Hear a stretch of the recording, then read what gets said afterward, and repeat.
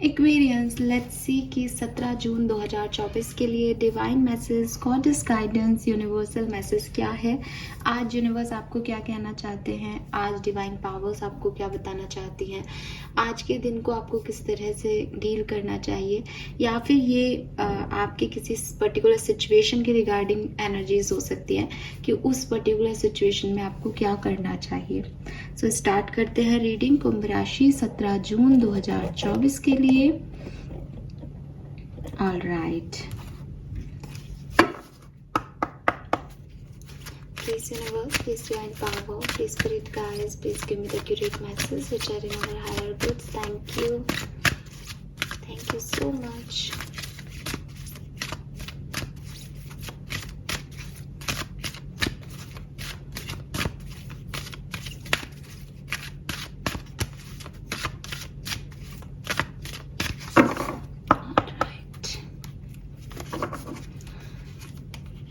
So we have independent, all right.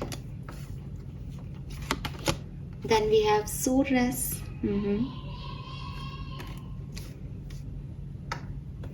and lastly we have fairness. Oh my God. और जो bottom energy है, bottom energy है, that is white Tara, sensitivity. So ये cards हैं आपके, मैं आपको दिखाती हूँ अच्छे से, डोंट वरी। ये हैं आपके कार्ड्स, होप कि आप इन्हें देख भी पाएंगे। मैसेजेस मैं हाथ में लेके बता दूंगी, क्योंकि कल परसों की रीडिंग में किसी ने मुझे कहा कि आपने ग्रीन तारा माँ का मैसेज नहीं दिया। गैस, मैं जब चैनल करती हूँ ना, तो वही कार्ड्स की एनर्जी चैनल करती हूँ। सो ऐसा नहीं है कि मैंने मैसेज नहीं दिया होगा, आप ध्यान से सुनिए, मैंने मैसेज दिया होगा, ठीक है। सो यहाँ पे अगर मैं 17 जून का नंबर देखती हूँ तो मुझे 2 नंबर की एनर्जी आती है यहाँ। नंबर 2 बहुत सिग्निफिकेंट दिखता है, नंबर 8 दिखता है, yes, number 2 and number 8। And जब मैं कलर की बात करती हूँ, 17 जून 2024 का जो कलर है,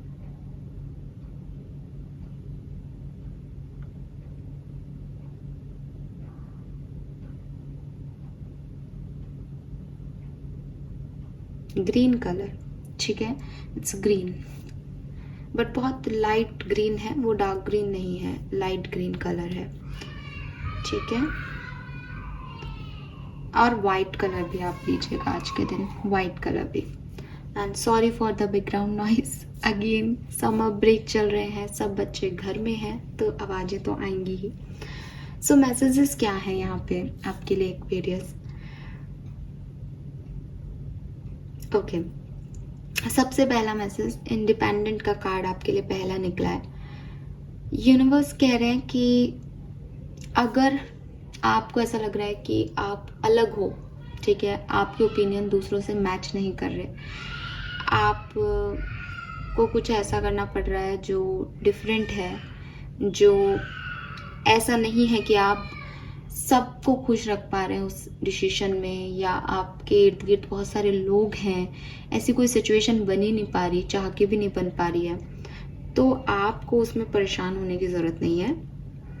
ये इंडिपेंडेंसी कि आपको अपने आप ही अपने सारे काम करने पड़ रहे हैं, आपको कोई हेल्प नहीं मिल रही है, या आपको इर्द गिर्द वो लोग नहीं मिल रहे हैं जो कि आपको एक पूरा ग्रुप ऑफ पीपल दें और आप उनसे कुछ शेयर करें, नहीं करें, इट्स टोटली ओके, ठीक है। क्योंकि यूनिवर्स ने आपकी कहानी को इसी तरीके से लिखा है कि ये जो इंडिपेंडेंसी है आपकी, यही आपकी स्ट्रेंथ है। क्योंकि जो आदमी ग्रुप में चलेगा, भीड़ चाल में चलेगा, जो सबके साथ चलेगा, उसकी सक्सेस भी सब में बटेगी। और जो इंसान अकेला चलेगा, अकेले सब कुछ हैंडल करेगा, उसकी सक्सेस भी अकेले की होगी।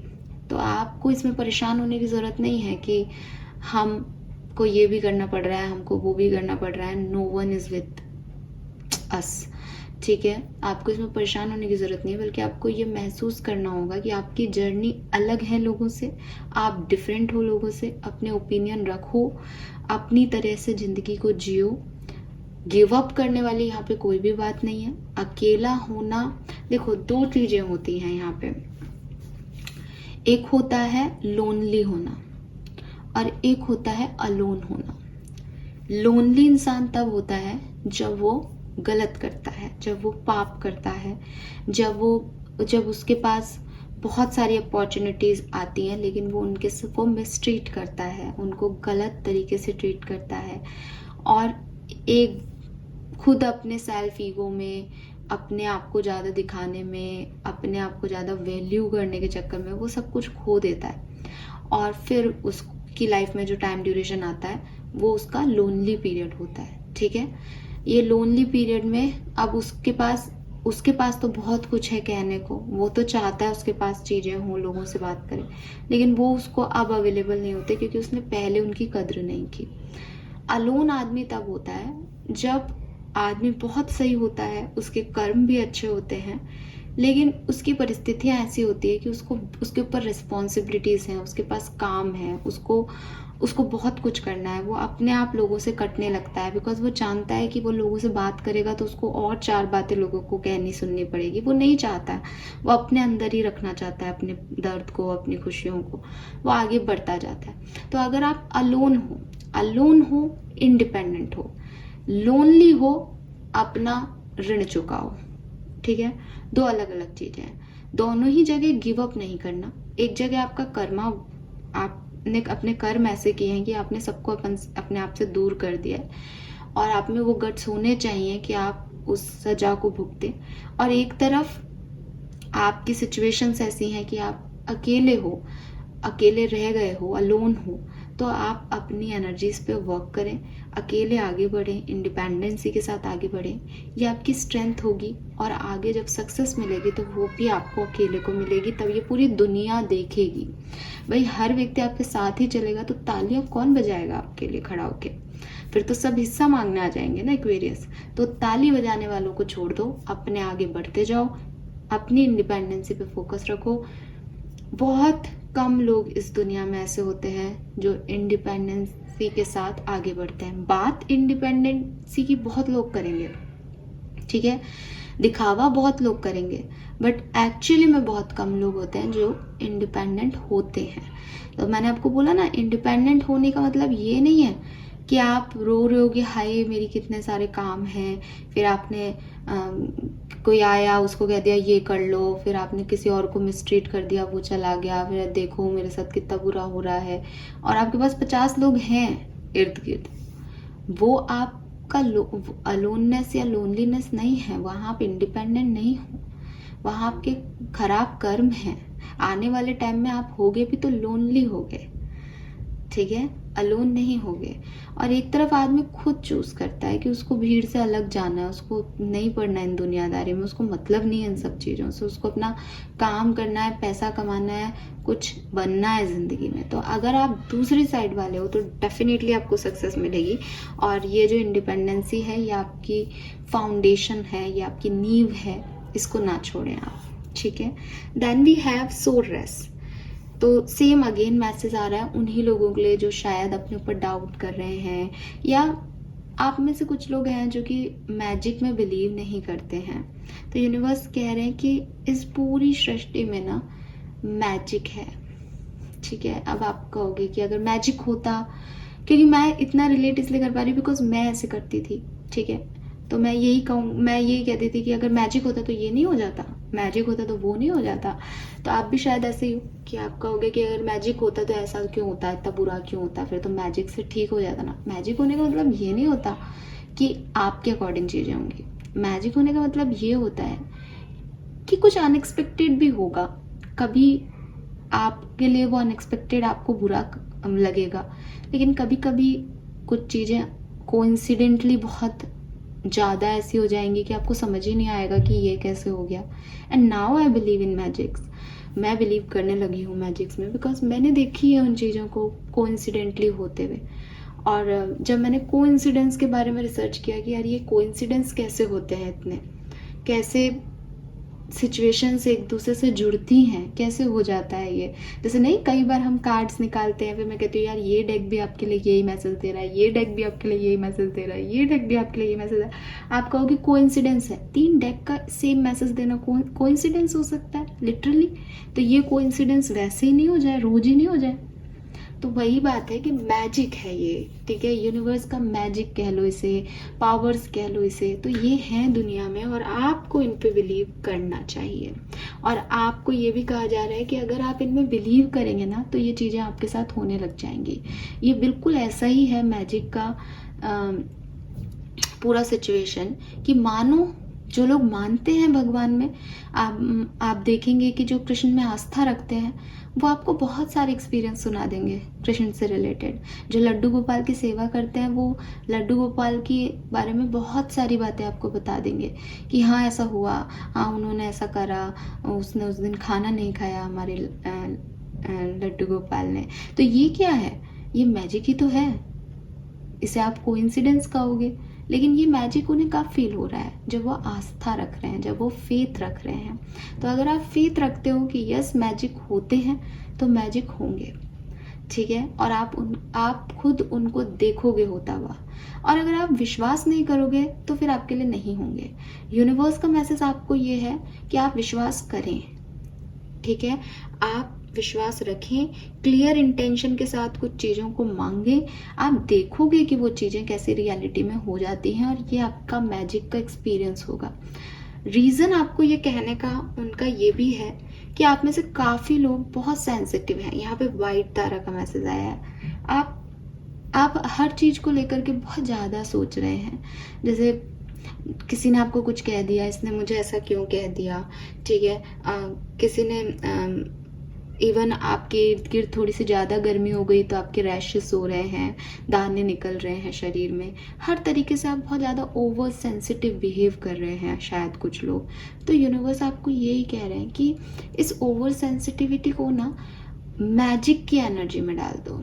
मीन्स कि जो कुछ भी हो रहा है, आप जो कुछ भी सोच रहे हो वही आपकी रियलिटी बन जाएगा।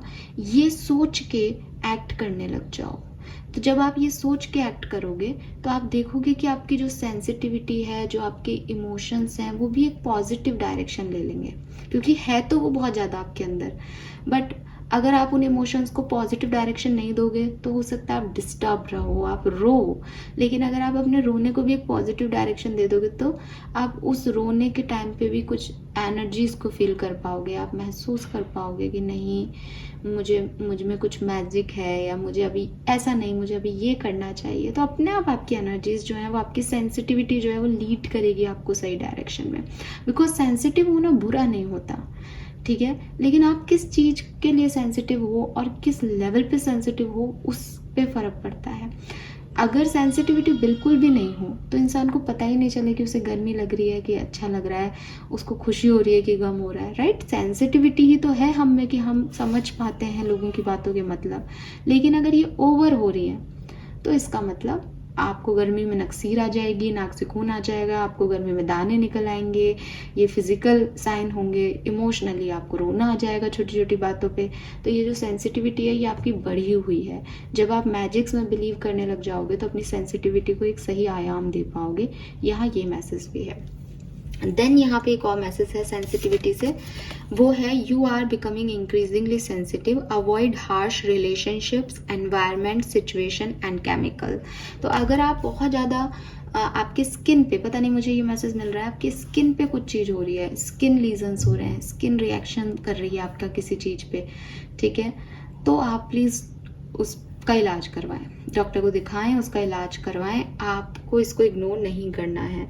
दूसरी चीज़, कोई रिलेशनशिप्स आपकी सेंसिटिविटी को बढ़ा रहे हैं, कोई आपसे अब्यूजिव रिलेशनशिप है, टॉक्सिक रिलेशनशिप है, सही तरीके से आपको डील नहीं किया जा रहा, आप किसी एनवायरनमेंट में हैं, वर्क प्लेस पे हैं, वहाँ लोग आपके बारे में गॉसिप कर रहे हैं, आपको पुल डाउन कर रहे हैं, जो भी चीज़ें, आपकी फैमिली में कोई लोग हैं जो आपको क्रिटिसाइज कर रहे हैं, आपसे वो टॉलरेट नहीं हो रहा है, अवॉइड करना सीखें एक्वेरियस, उनसे निकलें, उस एनर्जी से बाहर निकलने की कोशिश करें, उसमें आपको नहीं जाना है, उसके बारे में नहीं सोचना है, क्योंकि ये आपकी सेंसिटिविटी को पिंच कर रहा है और कहीं ना कहीं आपके लिए गलत है। उन लोगों का कुछ भी नहीं जा रहा, आपका चला जाएगा थोड़े टाइम बाद। तो इसको समझें और इसको अवॉइड करें सिचुएशन को, ठीक है। सो ये मैसेजेस हैं मेरे पास आज के लिए।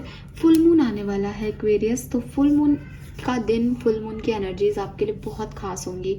अगर आप मैजिक को मैनिफेस्ट करते हैं आज से, ठीक है, तो मैं आपको यकीन दिलाती हूँ कि फुल मून एनर्जी तक यू रिसीव समथिंग, कुछ मैजिकल आपकी लाइफ में होगा, ये यूनिवर्स कह रहे हैं। एंड फाइनल कार्ड्स जो आपके लिए शायद मेरी रीडिंग का टाइम भी बढ़ा देंगे, क्योंकि ये एक बहुत इंपॉर्टेंट कार्ड है यहाँ पे, दैट इज फेयरनेस, ठीक है। ये कर्मों की बात करता है card. This situation will be handled in a fair and just manner. So ये कार्ड जो है इसको मैं एक्सप्लेन कर रही हूँ अब, क्योंकि ये कार्ड यहाँ पे सबसे बड़ा मैसेज दे रहा है। और कर्मों के सिद्धांत को समझाना, शायद मैंने पहले भी कई बार समझाया है, तो अगर आपको पता है तो आप बंद कर सकते हैं रीडिंग को, आपको नहीं देखना है। लेकिन अगर आप भूल गए हैं तो आप दोबारा सुने ठीक है, क्योंकि गाइडेंस की ये भी बात होती है कि हम भूल जाते हैं सुन के, आप सुने। और अगर आप पहली बार देख रहे हैं रीडिंग को तो आप मेरी बात को सुने ध्यान से और समझने की कोशिश करें। एक्वेरियस, अगर आप एक ऐसी सिचुएशन में हैं जहां आप अपने लिए जस्टिस चाहते हैं, जस्टिस दो तरीके से इंसान चाह सकता है। या तो वो सोच रहा है कि मेरे साथ बहुत गलत हुआ है, ठीक है, और मेरे साथ बुरा करने वालों का बुरा होना चाहिए, ठीक है। अगर आप इस जगह पे हैं खड़े हुए कि आप यूनिवर्स से डेली प्रे कर रहे हैं और कह रहे हैं कि उसने मेरे साथ गलत किया है, आप उसको सजा दें, ठीक है, तो ये मैसेज आपके लिए होगा। दूसरे तरह के लोग वो होंगे जो ये मानते हैं कि उन्होंने कुछ गलत किया है, ठीक है, एंड वो चाहते हैं कि चीज़ें बैलेंस हो, चीज़ें जस्टिस मैनर में हो। वो माफ़ी मांग चुके हैं या वो पश्चाताप कर चुके हैं, उन्हें रियलाइजेशन है कि उन्होंने गलत किया, बस माफ़ी मिल जाए। दोनों ही तरह के लोगों के लिए आपके लिए मैसेज है यूनिवर्स का, कि यूनिवर्स जो है वो आपके और यूनिवर्स के बीच में काम नहीं कर रहा। यानी यहाँ कोई दो पार्टीज नहीं है कि एक एक्वेरियस खड़ा है और एक एक्वेरियस के साथ बुरा कर, जो एक्वेरियस को लगता है बुरा करा है जिसने, और बीच में यूनिवर्स खड़ा है। नहीं, ऐसे यूनिवर्स काम नहीं करता, कर्मों का सिद्धांत ऐसे काम नहीं करता है। तो आपको यही बताने के लिए एक स्टोरी से समझाते हैं। एक गांव होता है, एक गांव में एक पर्सन जो है वो खेती करता है, लेकिन जब वो खेती करता है तो पड़ोसी की जो गायें हैं वो आकर के उसके खेत में घुस जाती हैं रात को और उसकी सारी फसलें खा जाती है। अब पड़ोसी को बहुत बुरा लगता है, वो कई बार उस को कह चुका होता है कि भाई तुम अपनी गायों को रात को बांध के रखा करो, खुला क्यों छोड़ते हो रात को गायों को। तो कहता है भाई जीव है, गाय तो माता होती है, मैं कहाँ बांध थोड़ी सकता हूँ गायों को, चली जाती है अपने मर्जी से, तुझे ज़्यादा प्रॉब्लम है तो तू पंचायत में कह दे। अब आदमी है बेचारा, सोचता है गाय माता है, परंपराओं में हम लोग इस तरह से रहते हैं कि हाँ गाय तो माता है, तो कोई बात नहीं, छोड़ देता है, भूल जाता है। थोड़े दिन ठीक भी रहती है सिचुएशन, फिर एक दिन गाय आ जाती है, खा जाती है उसकी सारी फसलें। अब उसको समझ नहीं आता क्या करे क्या नहीं करे, वो यही सब सोच रहा होता है रात को कि क्या करें क्या नहीं करें। इतने में देखता है कि खेत में जो है गाय घुस गई हैं बहुत सारी। भागता है खेत की तरफ और जाता है तो गायों को हटाने की कोशिश करता है। अब गाय है, वो जीव है, वो उनको चारा मिल रहा है, फसलें मिल रही हैं, तो वो तो जाती नहीं है। तो किसान को बड़ा गुस्सा आ रहा होता है कि भाई ये क्या है, हटो यहाँ से। जैसे अपन परेशान होते हैं कि जाओ खा जाओ, क्योंकि वो तो चर रही है चारा, तो फटाफट फटाफट उनको मारने लग जाता है। अब वो मारने से भी थोड़ी बहुत नहीं हिलती, तो पास में खेत तो होता ही है, लकड़ी रखी होती है, तो लकड़ी से मारता है जोर से गाय को। अब जो बड़ी गाय होती है वो तो थोड़ी सी हिल जाती है, उसके पीछे एक छोटी गाय होती है वो नीचे गिर जाती है और पत्थर पे, क्योंकि वो उसका बैलेंस बिगड़ता है, उसकी पत्थर से लगती है तो वो मर जाती है। अब सुबह हो जाती है और एकदम से भाई गाय का बछड़ा मर गया, गाय का बछड़ा मर गया, पूरा गांव आ जाता है। इंडिया में आज भी छोटे गांव में जो है, अगर इवन बड़े शहरों में भी अगर आपकी गाड़ी से भी गाय हिट हो जाती है तो लोग बहुत, मतलब वैसे वो गाय का मान रखें नहीं रखें, लेकिन उस समय आकर के उनको गायों का मान रखना होता है। तो बिल्कुल वैसा ही उस आदमी के साथ हुआ कि आपने गाय को मार दिया, तुम तो गौ हत्या का पाप लग गया तुम्हें। तो अब वो बंदा भी थोड़ा सा ऐसे हो जाता है कि यार ये गलती हो गई अपन से, तो मैंने गाय की हत्या कर दी, अपन इतने से स्वार्थी हो गए थोड़े से धान के चक्कर में, दिया हुआ भगवान का और अपन भगवान को ही नुकसान पहुंचा रहे हैं। तो बेचारा रो रहा होता है, तो कुछ भी नहीं कहता लोगों से, लोग उसको बहुत गाली गलौज करते हैं, मारपीट करते हैं कि तूने गौ हत्या कर दी और ये सब। उसको पंचायत के पास ले जाते हैं। अब पंचायत के पंच जो होते हैं उससे पूछते भाई तुमको कुछ कहना है? तो कहता है कि साहब मुझे तो कुछ नहीं कहना, मैं जानता हूँ मुझसे तो पाप हो गया बहुत बड़ा, मैं तो समझ भी नहीं रहा था कि ऐसा कुछ हो जाएगा। तो वो कहते हैं कि ठीक है, तुम अपना पाप मान रहे हो तो जाओ प्रायश्चित करो अपने पाप का, चले जाओ इस गांव को छोड़ के, तुम्हें गांव से निकालते हैं हम। तो कहता है कि ठीक है साहब, लेकिन मेरे बीवी बच्चे रहते हैं, आप थोड़ा सा बस इतना रखें कि उनको जीने दें और परेशान नहीं करें उन्हें कोई भी। तो वो कहता है कि हाँ हाँ देख लेंगे हम, तुमने गलती की है, तुम्हें ही सज़ा मिलेगी। अब उसकी बीवी बहुत रोती है कि आप क्यों जा रहे हो, आपने कहा क्यों नहीं कि वो पड़ोसी की गाय आ जाती है। तो वो अपनी बीवी को कहता है कि यार पड़ोसी की गाय आ जाती है वहाँ तक तो ठीक है, पर मैंने तो उसकी गाय को मार ही दिया, उसने अपन को कोई नुकसान थोड़ी पहुँचाया। सीधा सज्जन सा पुरुष होता है बेचारा, कोई क्या ही बोले। अब उसने तो यही मान लिया कि भाई मेरे से पाप हो गया, सब लोग मुझे ही पापी कह रहे हैं, तो मैं हो भी गया पाप, बचपन से उसने यही सुना है गौ हत्या पाप है। निकल जाता है अपने घर से, बीवी को कह के जाता है कि देखो अब ये जरा सा कोई भी खेत है, गाय घुस जाती हैं, तुम लोगों का तो लालन पालन हो ही जाएगा, तो तुम भी ज़्यादा परेशान मत होना, जो थोड़ा बहुत खेती कर लेना और जो बचे उससे बच्चों को अच्छा पढ़ाना और अच्छे से रहना। चला जाता है। अब जाता है तो चलता रहता है कि प्रायश्चित कहाँ करें अब। तो सोचता है कि मैं 4 धाम की यात्रा करूँगा तभी मैं इस पाप से मुक्त हो सकता हूँ, अगर हो सकता हूँ तो, वरना ऐसे ही मर जाऊँगा घूमते घूमते, पाप हो गया अपन से। तो अब आगे जाता है। जब घूमता हुआ जा रहा होता है तो उसको एक साधु मिलते हैं रास्ते में, मतलब 1-2 वो कर लेता है, 2 धाम जो है वो देख लेता है। उसके बाद वो गंगा नदी के किनारे जाता है तो उसको एक साधु मिलता है।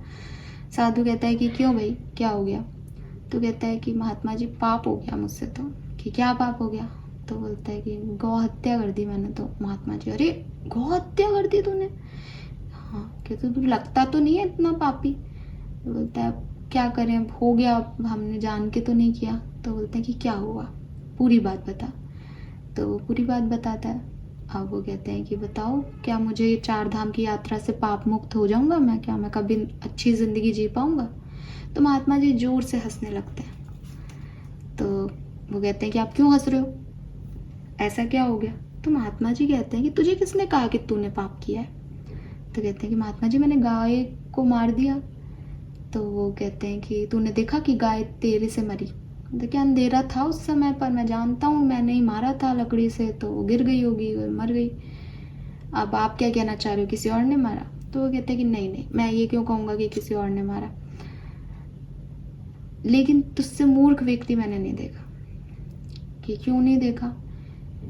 कि तू उस पाप का प्रायश्चित करने आया है जो पाप तूने किया ही नहीं है, तो फिर तू मुझसे ये क्यों पूछ रहा है कि तेरे को पाप की वो मुक्ति मिलेगी या नहीं मिलेगी? तो बोलता है कि क्या ये मेरा पाप नहीं है कि मैंने गौ हत्या कर दी? तो वो कहते हैं कि क्या तू गौ हत्या करने उसके पास गया था कि नहीं? तो उस महात्मा जी उसको कहते हैं कि जो कर्म होते हैं ना वो ऐसे नहीं होते या ऐसे नहीं देखे जाते कि किसने क्या कर्म किया। तुम एक किसान हो, तुम्हारा जो पहला धर्म है, जो पहला एक धर्म है वो है फसल बोना और फसल को काटना। तुम्हारी काटी हुई फसल न जाने कितनी जीवात्माओं का पेट भरेंगी, ठीक है? तुमने अपने कर्म, अपने जो कर्म है, अपने जो फसल काटने का कर्म है उसको बचाने के लिए उस जीव को मना किया कि ये तुम्हारा हिस्सा नहीं है, इस पे तुम्हारा अधिकार नहीं है। वो जीव नहीं माना तो तुमने उसको वहां से भगाने की कोशिश की। अब क्योंकि तुम्हारा धर्म उस समय सर्वोपरि फसल को बचाना था, तो तुमने उस समय जो कुछ भी कार्य किए उसको बचाने के लिए, वो तुम्हारा धर्म में आए, वो तुम्हारे पाप में नहीं आए। तो उस व्यक्ति को समझ में आती है ये बात कि सही बात है कि मैंने अगर गौ हत्या पाप है ये पढ़ा और सुना है अपने पूर्वजों से, तो मैंने ये भी जाना है कि कर्म योग और भक्ति योग और धर्म योग क्या है। तो मैं कर्म योग की इज्जत जानता हूँ कि कर्म योग मतलब जो मुझे कर्म दिया गया है इस धरती पे आने का, मैं उसको अच्छे से निभा रहा हूँ, तो इसका मतलब मैंने तो पाप नहीं किया। तो वो खुश हो जाता है कि महात्मा जी आपने तो बहुत अच्छा कर दिया। लेकिन फिर कहता है कि लेकिन फिर मुझे सजा क्यों मिली? भाई पंच तो चलो छोड़ो, इंसान है, पर भगवान ने मुझे इतना कठोर दंड क्यों दिया कि मैं इतने महीनों से घूम रहा हूँ पैदल, परेशान हो रहा हूँ, मानसिक शांति मुझे नहीं मिल रही, वहाँ मेरे परिवार वाले परेशान हो रहे होंगे। तो महात्मा जी बोलते हैं कि किसने दिया तेरे को दंड? कि भगवान ने दिया, उन्होंने उनको उस समय बोलना चाहिए था। तो बोले कि भगवान ने तो नहीं, भगवान तो आके कभी नहीं बोलेंगे कि तुम सही हो कि तुम गलत हो, वो तो सिर्फ कर्मों का वो डिसीजन देते हैं। तो बोलते हैं कि उन्होंने तो मेरे साथ बुरा किया है। तो बोले कि क्या बुरा किया है? कि मेरे बीवी बच्चे वहाँ परेशान हो रहे हैं, मैं यहाँ परेशान हो रहा हूँ। बोले कि जाके देख तेरे बीवी बच्चे की हालत। जो भगवान जिसका कर्म देख रहे हैं वो सब देख रहे हैं, वो आकर के कुछ नहीं बोलते, वो तो बस करते हैं। विश्वास है तो जाके देख भगवान में। अब वो कहता है तो क्या मैं अपनी 4 धाम की यात्रा को छोड़ दूं? महात्मा जी फिर हंसने लग जाते हैं कि तेरी तू ही जाने, अब मैंने तो जो कहना था समझा दिया तुझे। अब वो आदमी सोचता है, फिर उसको महात्मा जी की सारी बातें याद आती है। फिर वो एट द एंड सोचता है कि भाई मैंने तो पाप किया ही नहीं, तो मैं किस चीज़ का प्रायश्चित कर रहा हूँ। भागता है अपने घर की तरफ। अब घर में जैसे वो अपने गाँव की तरफ जाता है, उसको कुछ गाँव वाले मिलते हैं। तो सब आकर के कि अरे जो भी उसका नाम होता है कि अरे अरे आ जाओ, सॉरी भाई सॉरी, और उसको सब ऐसे कंधे पे उठा लेते हैं, और उसको सब लोग कि ये आ गया, वापस आ गया। देखता है तो उसके घर की जगह जो झोपड़ पट्टी थी उसकी जगह बहुत अच्छा सा घर बना हुआ होता है, और बीवी जो है वो बड़ी सुंदर सी साड़ी पहन के बाहर खड़ी होती है, काम कर रहे होते हैं लोग उसके अंडर में। तो वो देखता है कि ये क्या हो गया, तो अपनी बीवी के पास जाता है कि ये क्या हो गया, क्या एकदम से ये तुम्हें परेशान नहीं किया गांव वालों ने? तो बोलती है कि नहीं, बिल्कुल भी कोई परेशान नहीं किया, बल्कि हमें तो पड़ोसी की जो ज़मीन थी वो और मिल गई। कि ऐसा क्यों? कि जब आप चले गए उसके 2-3 दिन बाद ही जो गायें थी वो आ गई वापस से खेत की तरफ। तो हमारे खेत में तो कुछ उगा नहीं था, आप चले गए थे, मैं परेशान थी, तो गायों को कुछ खाने को नहीं मिला। तो वो पड़ोसी के पड़ोस वाले खेत में चली गई, और पड़ोसी ने इससे सरपंच से शिकायत कर दी कि इनकी गाय हमारे यहाँ आती हैं। फिर जब बहुत तहकीकात हुई तो पता चला कि वो जो है वो बार बार गायों को खुला छोड़ देता है, और उसी की वजह से गाय जो है यहाँ आती है, और गाय आती हैं तो अपने फसलों को बचाने के लिए पत्थर भी मारना पड़ता है उसको, और डंडा भी मारना पड़ता है गाय को। तो इसमें किसकी गलती? तो फिर एट द एंड पंचों ने तय किया कि ये सारी गलती उस पड़ोसी की है जो गायों को खुला छोड़ता है रात को, उसकी नीयत में खोट है, वो इस तरह से करवा रहा है। अगर वो अपनी गायों को सही तरीके से चारा खिलाता तो उसकी गाय कभी भी ऐसा नहीं करती। तो फिर जब ये राज खुला तो पंचों ने फिर हमें भी जाना, हमारे बारे में भी सुना कि आपके साथ क्या हुआ होगा उस रात, कैसे चीज़ें हुई होंगी। तो पंचों ने अपनी गलती मानते हुए जो उसकी ज़मीन थी उसका आधा हिस्सा हमारे नाम कर दिया। और फिर मैं क्या करती, तो मैंने इतनी सारी ज़मीन पे मैं काम तो कर नहीं सकती थी, तो मैंने 2 लोग रख लिए। भगवान की दया से मकान भी अपना अच्छा हो गया, पैसा भी खूब आ रहा है, सब बढ़िया चल रहा है। बस भगवान से यही प्रार्थना थी कि आप आ जाओ जल्दी से। तो वो ऊपर देखता है आसमान की तरफ, और उसे उस संत की, महात्मा की बात याद आती है कि भगवान तो सबका कर्म देख रहे हैं, और वो तो सही समय पे अपने आप जस्टिस कर देते हैं। तो ये जो कहानी है ये बेसिकली आपको बताती है कि आप अगर ये सोच रहे हैं कि मैंने कुछ गलत कर दिया, या मेरे से कुछ गलती हो गई, या सामने वाले ने कुछ गलत कर दिया, तो हो सकता है कि आप जिस सिचुएशन में हैं आप उसके अकॉर्डिंग सोच रहे हैं, बात वो हो ही ना। ठीक है। दूसरी चीज, अगर आप जो सोच रहे हैं और बात वही हुई तो 100% ऊपर का डंडा काम करेगा। ठीक है। उसमें आपको उनसे कुछ मांगने की, कहने की, सोचने की ज़रूरत ही नहीं है। आप ये सोचो कि मेरे परिवार पे तो मुसीबत दे दी आपने, ये कैसा जस्टिस हुआ। आपको दिखाई नहीं दे रहा उनका जस्टिस। जब पूरी कहानी ख़त्म होगी ना, तब आपको समझ में आएगा कि अच्छा जस्टिस में ये था मेरे लिए। ठीक है।